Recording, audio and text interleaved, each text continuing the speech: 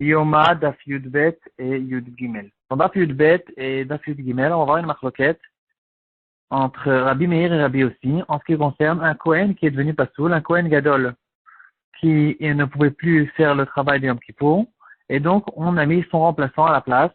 Qu'est-ce qui se passe après Yom Kippour? Quand le premier Kohen Gadol il est redevenu Tahor, par exemple, alors c'est qui deviendra le Kohen Gadol, qui continuera en fait à être le Kohen Gadol? Est-ce que c'est le premier ou le deuxième? On va retrouver ça dans la Yudbet, Amoudbet en bas. Ça va continuer sur Yud Gimel, Amoud Aleph en haut. Et donc, on va voir là-dessus les deux avis. L'avis de Rabbi Meir, c'est que à partir de maintenant, dorénavant, les deux, ils seront Kohen Gadol. Et donc, les deux, ils auront toutes les halachot du Kohen Gadol. Par exemple, on sait que le Kohen Gadol, il n'a pas le droit de faire pousser ses cheveux ou déchirer ses habits lorsqu'il y a un proche qui est mort. Ou bien, un Kohen, normalement, quand un de ses 7 proches, les plus proches, sont morts, alors il va devenir tamé. Par contre, un Kohen Gadol n'a pas le droit de devenir tamé, même pour les gens les plus proches qui sont morts. Aussi, il y a une halakha spéciale en ce qui concerne le Kohen Gadol, c'est que le Kohen Gadol n'a pas le droit de se marier avec une veuve. C'est-à-dire non seulement avec une divorcée, que même un Kohen simple n'a pas le droit de se marier, mais lui, il n'aura pas le droit de se marier non plus avec une veuve. Et aussi, il y a une halakha qui n'est pas écrite chez nous dans la Gemara, mais c'est une halakha qui concerne le Kohen Gadol, en ce qui concerne celui qui a tué quelqu'un d'autre, Beshogeg, donc il va se sauver dans la ville de refuge jusqu'à la mort du Kohen Gadol. Alors, en ce qui concerne Rabbi Meir, d'après Rabbi Meir, les deux seront des Kohanim Gdolim, les deux auront toutes les halachot du Kohen Gadol, et les deux pourront servir, continuer à faire les avodot du Beth HaMikdash qui peuvent être faits faites que avec le Kohen Gadol. Rabbi aussi n'est pas d'accord avec ça. Il dira que Minatora, c'est vrai que les deux ils sont Kohen Gadol. Par contre, on ne peut pas dire maintenant à deux personnes qu'ils sont des Kohanim Gdolim. Ça va faire une concurrence, ça va faire des histoires, des disputes. Alors, il y aura le premier qui va reprendre son poste. Le deuxième, il ne peut plus continuer à être Kohen Gadol. Maintenant, Rabbi aussi va continuer à dire, même un Kohen simple, ils ne pourront plus être. C'est-à-dire, on va lui dire, bon, alors si c'est comme ça, tu redeviens un Kohen simple et tu pourras faire tous les travaux qu'un Kohen simple peut faire comme toujours. Alors il dira à Rabbi aussi, non seulement le Kohen Gadol il ne pourra pas faire pour ne pas qu'il y ait des disputes, mais le Kohen simple non plus il ne pourra pas être, parce qu'il y a une halakha qui dira, Ma'alin Bakodesh Ven Moridim, on ne peut pas faire descendre quelqu'un d'un poste élevé à un poste moins élevé en ce qui concerne la spiritualité. Maintenant la Gemara elle va continuer, elle va dire, la halakha elle est comme Rabbi aussi, donc c'est intéressant de voir que la halakha a été tranchée dans la Gemara comme Rabbi aussi, alors il n'y a aucune différence aujourd'hui de notre temps. Et souvent, la Gemara, quand elle tranche la halakha dans une marloquette qui concerne que le moment du Beth HaMikdash, la Gemara, tout de suite, elle va poser la question, il cheta le meshicha. Qu'est-ce que tu me tranches une halakha qui ne concerne pas aujourd'hui? En général, quand on tranche une halakha, c'est parce qu'il y a une différence pour aujourd'hui. Si c'est une différence qu'il y aura que quand le Mashiach va arriver, alors on n'a aucune raison de trancher la halakha, on attendra justement le Mashiach qui reviendra et qui nous fera de l'ordre dans la halachot. Alors la question qui se pose ici, pourquoi est-ce que la Gemara va trancher la halakha comme Rabbi aussi, au fait que c'est le premier qui prend complètement le poste du Kohen Gadol, et le deuxième, il devra descendre, il ne pourra plus être Kohen Gadol. Ça c'est une question que relève Tosfot sur place. Le premier Tosfot de Daf Yud Gimel Amoud Aleph. Et Tosfot va donner plusieurs réponses. Une des réponses, c'est parce qu'il y a une afkamina aussi aujourd'hui. Même aujourd'hui, on est intéressé de connaître cette halakha. Pourquoi? Parce que c'est une halakha qui ne concerne pas forcément que le Kohen Gadol. C'est une halakha qui va concerner tous les postes spirituels.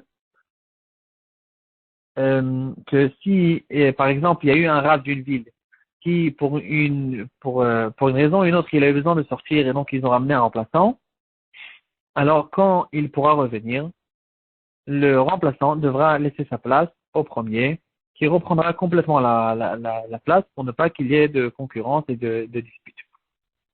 Et d'ailleurs, c'est une halakha qu'on va retrouver, elle va être tranchée dans le Shulchan Aruch, Siman Kuf Nun Gimel, dans la partie Orach Chaim, Seif Kaf-Bet.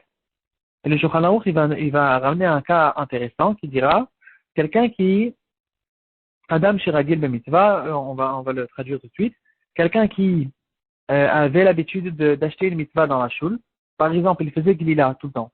C'est cette personne-là, tout le temps, on sait que c'est lui qui achetait la glila. Et puis, un jour, il avait plus les moyens pour s'acheter tout le temps les glilotes. Donc, la mitzvah, elle est passée à quelqu'un d'autre. Et puis, plus tard, finalement, il a repris ce prix, il a pu racheter la mitzvah. Et donc, maintenant, alors, à qui reviendra cette mitzvah? Donc, on se retrouve maintenant avec une concurrence entre celui qui a pris la mitzvah et celui qui était à l'origine. Le Shulchan Aruch, il dira qu'on redonnera la mitzvah au premier, qui avait la chazaka. C'est lui qui avait la chazaka au début, et donc c'est lui qui reprendra la mitzvah, et le deuxième, le Shulchan Aruch, il dira, on va lui donner une autre mitzvah pour ne pas le faire descendre. Mais en ce qui concerne la glila, la mitzvah, elle revient au premier. Le Mishnah Bora, il va relever là-bas que c'est pas seulement à propos des mitzvot de la shul, c'est aussi en ce qui concerne tous les postes. C'est comme ça la halacha, que si quelqu'un il avait un poste et il a eu un cas de force majeure qui l'a causé à délaisser le poste, quand il va revenir, alors c'est lui qui reviendra et le deuxième il devra lui laisser la place. Alors à cause de ça, Rav Zilberstein, il va nous ramener un sujet intéressant qui va concerner justement cette halakha. C'était l'histoire d'un président d'un hôpital qui, un jour, il est tombé lui-même très malade. Donc, il n'a pas pu continuer à diriger l'hôpital. Et donc, ils ont amené un remplaçant pour qu'il puisse diriger l'hôpital. Et puis, finalement, au bout d'un certain temps, il s'est repris, il s'est remis, il a guéri complètement et maintenant, il voulait reprendre son poste de président d'hôpital. Alors maintenant, ce qui s'est passé, c'est que, en fait, maintenant, les médecins, les professeurs, etc., qui étaient à l'hôpital, ils ont commencé à dire qu'ils préfèrent le deuxième. Le deuxième, il était plus sympathique, il avait peut-être plus de possibilités d'organisation, des choses comme ça. Évidemment, qu'on ne parle pas d'un cas de pikuach nefesh. C'est-à-dire, si le deuxième, il est plus compétent en tant que médecin, il est plus compétent, ses diagnostics, elles sont meilleures, donc il peut sauver des gens à cause de ça. Bien sûr que ça repousse tous les autres arguments et c'est le deuxième qui devra rester. On parle juste d'un cas où le deuxième, il était plus sympathique, il était mieux organisé, des choses comme ça. Alors, la question s'est posée, est-ce que le premier, il peut maintenant reprendre son poste ou bien c'est le deuxième qui restera? Alors, Rav Zilberstein, il a ramené une histoire qui ressemble, qui est arrivée avec lui et il a demandé cette question-là à son beau-père, Rav Eliashiv. Et donc, on a là-dessus un psak de Rav Eliashiv, justement, sur une histoire qui ressemble énormément. Et avec ça, on aura aussi le psak à propos du président de l'hôpital. C'est une histoire. Donc, on passe maintenant à une deuxième histoire sur un magid shiur, quelqu'un qui transmettait un shiur dans une shul. Et puis, un jour, il devait sortir du pays, aller autre part pour quelques mois. Et donc, entre-temps, il a ramené un remplaçant pour qu'il donne le shiur aux gens et qu'il ne rate pas le shiur de Torah. Alors, quand il est revenu, les gens, en fait, ils ont remarqué que le deuxième, il expliquait mieux le shiur, il était plus, il était plus expressif, il était mieux, quoi, en fait, dans le shiur que le premier. Et donc, quand il est revenu, ils lui ont dit, regarde, merci beaucoup que tu as ouvert ce shiur ici, dans la shul, c'est très bien, ça nous donne beaucoup. Et merci beaucoup d'ailleurs que tu as ramené ce remplaçant, parce qu'il est excellent, il est très bien, et donc si tu peux lui laisser sa place, on sera très content aussi. Alors lui, bien sûr, il voulait rester être le magid shiur. Donc la question a été de chez Rav Eliashiv. Est-ce que le premier, il peut forcer le deuxième de lui rendre sa place qu'il avait au début?